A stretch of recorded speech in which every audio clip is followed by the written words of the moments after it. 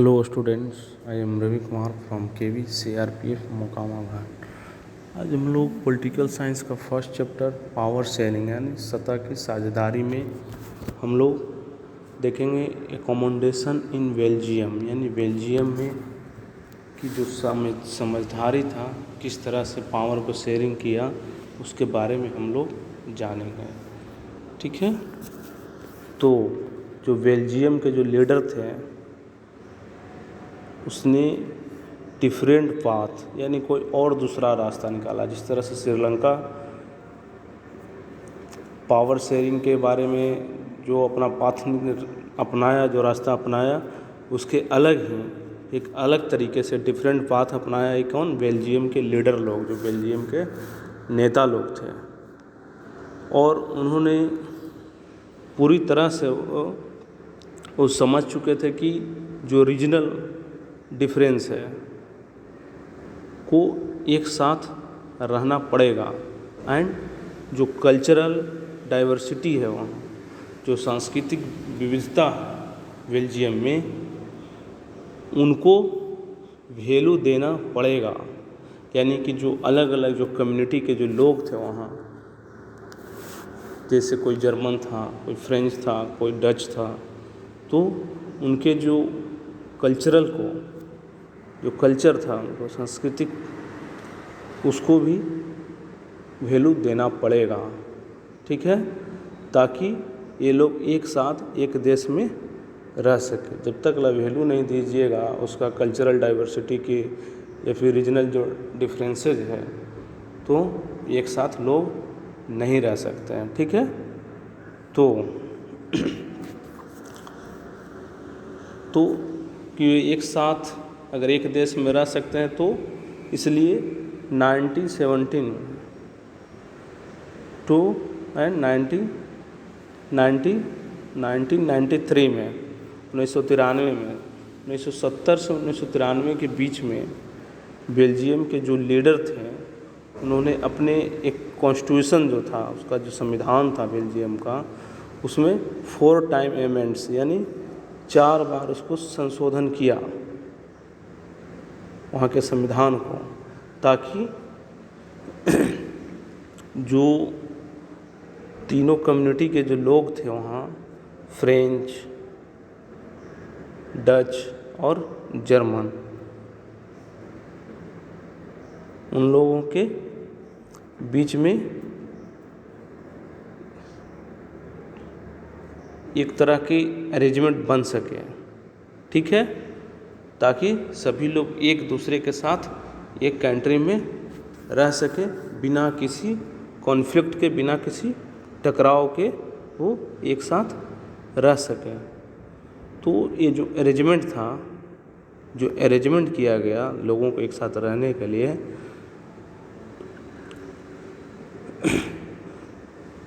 वह वहाँ पर जो बेल्जियम में था वो वर्क कर गया, मैंने काम कर गया। जो अरेंजमेंट जो अपनाया सभी लोग के साथ रहने के लिए, वो काम कर गया। और यह मॉडल जो था, मॉडल बेल्जियम में एक अपनाया गया, जो वेरी इनोवेटिव था, एक कल्पनाशील था, वो वेरी इनोवेटिव था,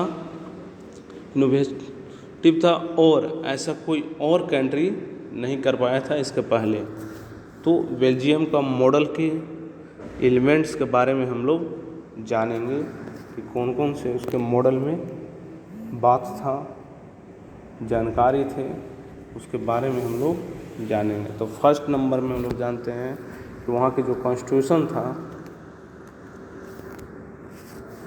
यह बताता था कि कॉन्स्टिट्यूशन जो है वहाँ का संविधान की नंबर ऑफ डच, जो डचों की जो संख्या थी, एंड फ्रेंच स्पीकिंग मिनिस्टर, जो फ्रेंच भाषा बोलने वाले जो मिनिस्टर हैं, वे सेंट्रल गवर्नमेंट जब बनी थे बेल्जियम में, उसमें उन लोगों को इक्वल भागीदारी था, यानी समान था, दोनों के बराबर होना चाहिए था, दोनों बराबर थे। उन्हें डच भी बराबर थे मिनिस्टर में, डच और फ्रेंच दोनों सेम थे, बराबर ही रखा गया था। और कुछ स्पेशल लॉ भी थे सम स्पेशल लॉ रिक्वायर किया गया था, बनाए गए थे, जिसमें कि सेंट्रल गवर्नमेंट में अलग अलग कम्युनिटी के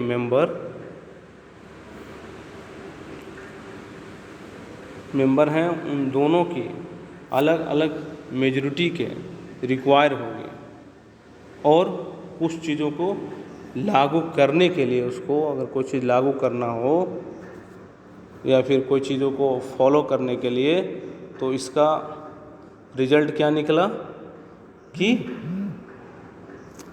किसी भी सिंगल कम्युनिटी के लोग जो भी होंगे वो दूसरी कम्युनिटी के ऊपर हावी नहीं हो सकते हैं, या फिर कोई भी डिसीजन एक तरफ़ा जो डिसीजन होता है, एक तरफ़ा डिसीजन नहीं ले सकती है। इसका फ़ायदा हुआ, दोनों कम्युनिटी को अगर बराबर बराबर मेजॉरिटी दिया गया तो सेंट्रल गवर्नमेंट में, ठीक है। और सेकंड नंबर में जानते हैं क्या चेंजिंग किया कॉन्स्टिट्यूशन में अपना, तो जो सेंट्रल गवर्नमेंट के जो पावर था, सेंट्रल गवर्नमेंट पावर को कुछ कम किया गया और बहुत सारे पावर को स्टेट गवर्नमेंट के लिए को दिए गए। और वहाँ पर जो स्टेट गवर्नमेंट था, जो स्टेट गवर्नमेंट वो सेंट्रल गवर्नमेंट के सब ऑर्डिनेट नहीं थे, यानी कि जो सेंट्रल गवर्नमेंट के अधीन नहीं था। ऐसा नहीं है कि जो सेंट्रल गवर्नमेंट कहेगा उसी काम को करने के लिए बाध्य होगा स्टेट गवर्नमेंट, ऐसा वहाँ नहीं था। इंडिया में भी देखिए 3 टाइप्स के गवर्नमेंट है यहाँ, सेंट्रल गवर्नमेंट, स्टेट गवर्नमेंट, फिर एक है पंचायती राज। तो उसी तरह यहाँ भी स्टेट गवर्नमेंट और सेंट्रल गवर्नमेंट के रूप में बांट दिया गया, और दोनों का अलग अलग पावर दिया गया, स्टेट गवर्नमेंट को भी पावर दिया गया, ठीक है। थर्ड चेंजिंग क्या है उसके बारे में जानेंगे। तो ब्रुसेल्स में एक सेपरेट गवर्नमेंट था, जो ब्रुसेल्स जो राजधानी थी बेल्जियम का, वहाँ पर एक सेपरेट एक अलग ही सरकार था वहाँ पर। और इसके दोनों उसमें क्या था, दोनों कम्युनिटी के जो लोग थे, बोथ द कम्युनिटी, यानी दोनों कम्युनिटी के जो फ्रेंच और जो डच थे, उनको इक्वल रिप्रेजेंटेशन दिया गया, यानी समान उन लोग के दोनों को समान प्रतिनिधित्व दिया गया वहाँ पर, जो ब्रसेल्स में जो सेपरेट गवर्नमेंट था उसमें। और फिर फ्रेंच स्पीकिंग पीपल्स ने इस बात को एक्सेप्ट किया कि ब्रुसेल्स के लिए, कि ब्रुसेल्स में दोनों को इक्वल रिप्रेजेंटेशन जो दिया गया उसको एक्सेप्ट किया फ्रेंच लोग, क्योंकि जो ब्रुसेल्स में था, जो राजधानी था, उसका फ्रेंच की वहाँ पर पॉपुलेशन कितना था, 80%। पहले हम लोग जाने थे कि फ्रेंच लोग था जो 80% था, और जो डच लोग थे वो मात्र 20% ही थे वहाँ ब्रुसेल्स में। तो जो फ्रेंच स्पीकिंग लोग थे, जो इक्वल रिप्रेजेंटेशन ब्रुसेल्स के लिए अपनाया। क्यों अपनाया? क्योंकि जो डच लोग थे, जो डच स्पीकिंग जो कम्युनिटी के लोग थे, उन्होंने इक्वल रिप्रेजेंटेशन को अपनाया था। कहाँ?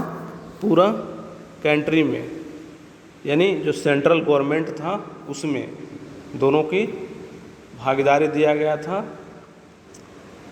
प्रतिनिधित्व दोनों का सेम था सेंट्रल गवर्नमेंट में। इसलिए जो फ्रेंच लोग थे वो भी दिए किसमें, इक्वल रिप्रेजेंटेशन।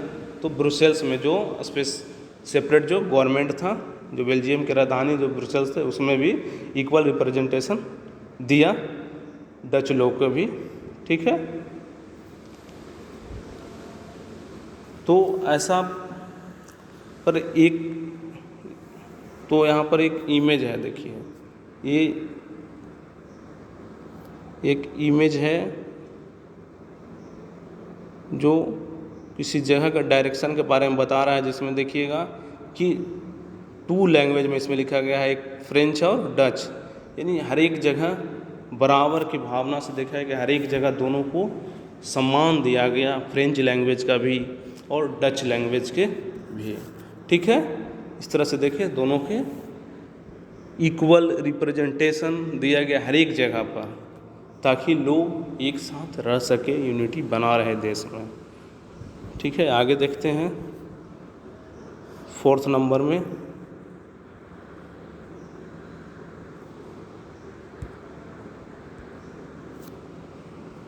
4th नंबर में है कि central government and state government, central government और स्टेट गवर्नमेंट, जो केंद्र सरकार और राज्य सरकार जो था वहाँ पर बेल्जियम में, इसके अलावा भी एक थर्ड लेवल का गवर्नमेंट था, काम करता था, उसको क्या कहते थे? कम्युनिटी गवर्नमेंट, यानी सामुदायिक सरकार। एक तो सेंट्रल गवर्नमेंट हुआ, दूसरा स्टेट गवर्नमेंट, और थर्ड लेवल का जो गवर्नमेंट था उसको कहा जाता है कम्युनिटी गवर्नमेंट, यानी सामुदायिक सरकार था बेल्जियम में। तो कम्युनिटी गवर्नमेंट का मतलब हुआ कि वहाँ पर कि जो अगर डच लोग हैं तो केवल अगर वन लैंग्वेज जो कोई बोलने वाला अगर डच लोग भी है,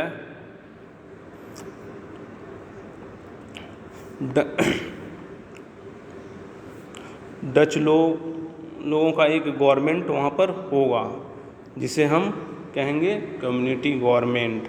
अगर डच लोग की वहाँ संख्या ज़्यादा है तो वहाँ पर डच लोग का गवर्नमेंट होगा। उसी तरह फ्रेंच लोग का है एक अलग गवर्नमेंट होगा, और उसी तरह जो जर्मन लोग हैं स्पीकिंग है, जो जर्मन भाषा बोलने वाले लोग हैं जो वहाँ पर रहते हैं, उन लोग का एक अलग अपना एक कम्युनिटी गवर्नमेंट होगा। ठीक है, चाहे वे देश के किसी भी भाग में रहे, कहीं भी रहे, तो वो अपना गवर्नमेंट बना सकते हैं, कम्युनिटी गवर्नमेंट। ठीक है, तो ये गवर्नमेंट के जो पावर है कि कल्चरल या एजुकेशनल या फिर लैंग्वेज से रिलेटेड है, उससे जो फैसला ले सकता है कौन? The community government. एजुकेशन से रिलेटेड अगर कोई हो, या फिर कल्चरल से रिलेटेड हो, या फिर लैंग्वेज के आधार पर फैसला ले सकता है कम्युनिटी गवर्नमेंट। तो इस तरह से देखें हम कि बेल्जियम में कि जो कॉन्स्टिट्यूशन है, जो संविधान है, उसको 4 टाइम उसको संशोधन किया गया। ठीक है, तो और एक चीज़,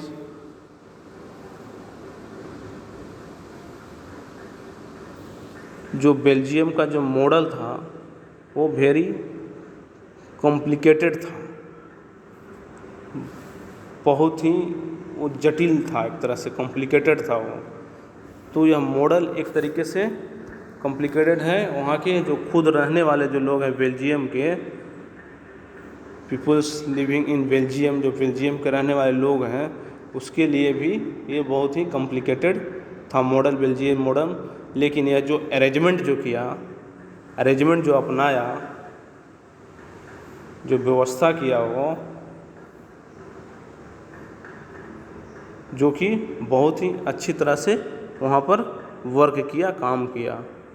ठीक है, और इस अरेंजमेंट ने एक तरह से वहाँ पर जो सिविल स्ट्रिफ, जो सिविल वार होता है या गृह युद्ध की जो प्रॉब्लम हो सकता था दो समुदायों के बीच में, फ्रेंच या फिर डच के बीच में, उस जैसा कि हम देखे थे श्रीलंका में हुआ था, दो समुदाय के बीच में, तमिल और सिंहला में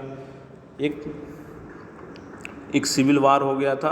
उस तरह के सिविल वार यहाँ पर नहीं हुआ। क्यों नहीं हुआ? क्योंकि इस तरह से वहाँ पर अरेंजमेंट किया गया, जिसके कारण सिविल वार नहीं हो सका। और ये प्रॉब्लम तो होने से रुक गया, सिविल वार होने से। और इसके साथ साथ जो कंट्री का डिवीज़न जो होता, अगर कंट्री के बंटवारा होना भी हो सकता था, किस आधार पर? तो लिंग्विस्टिक लाइन से, यानी भाषा के आधार पर। जो जर्मन भाषा के लोग हैं और डच भाषा के लोग, उसके आधार पर कंट्री को डिवीज़न भी हो सकता था, डिवाइड कर देते, दो भाग में बट भी जाता। वो भी रुक गया, किसके कारण? अच्छे तरीके से अरेंजमेंट करने के कारण।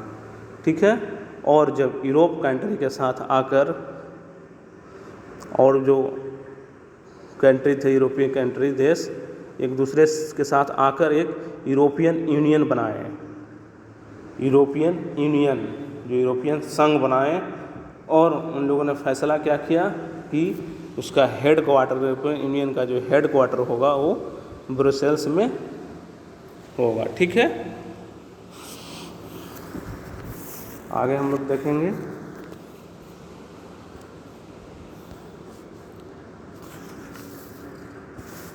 तो इस तरह से हम बेल्जियम और श्रीलंका के बारे में जाने।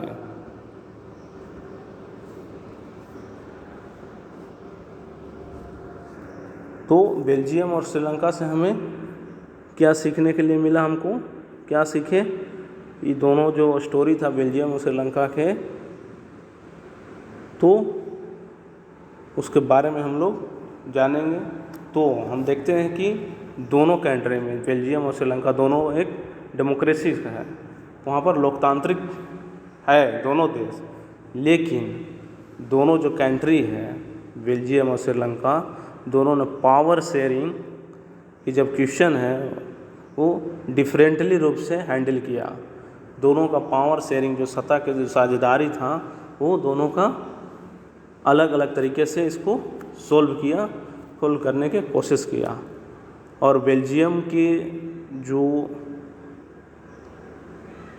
लीडर थे, जो बेल्जियम के जो लीडर थे, उसने ऐसा रियलाइज किया, ऐसा फीलिंग किया वो कि किसी भी देश की यूनिटी के तभी बनाया जा सकता है, कोई भी देश का यूनिटी तभी बन सकता है, यूनिटी ऑफ द कंट्री, कि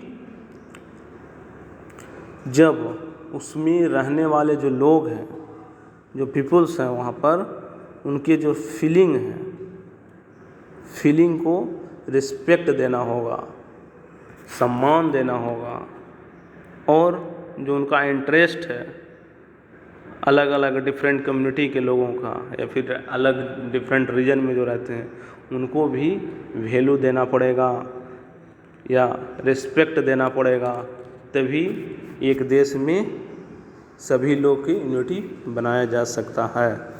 तो यह एक तरीके से का रियलाइजेशन था, एक तरह से एहसास था ऐसा,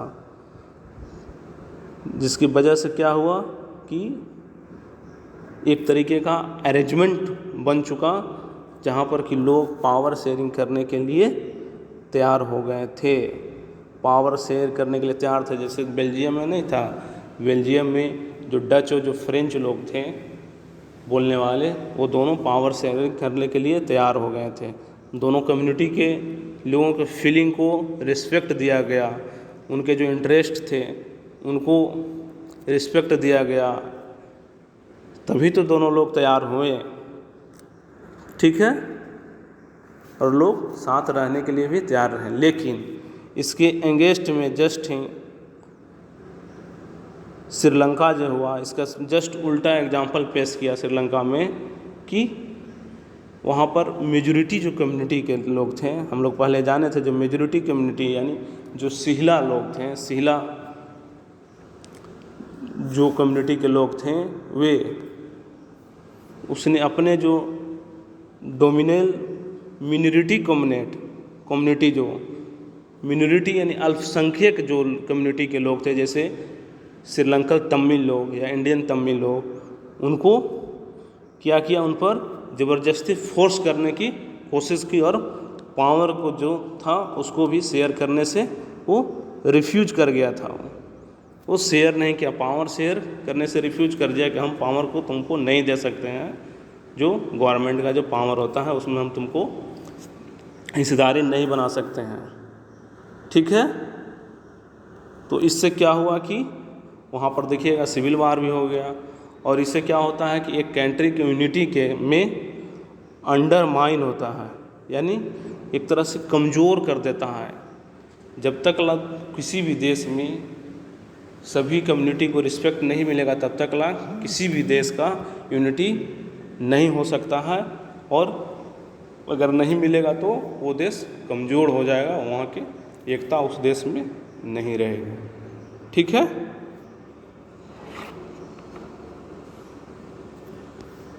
आगे हम लोग जानेंगे the power sharing in desirable, यानी जो पावर शेयरिंग है, जो सत्ता की साझेदारी है, क्यों ज़रूरी है, इसके बारे में नेक्स्ट डे हम लोग जानेंगे। ओके।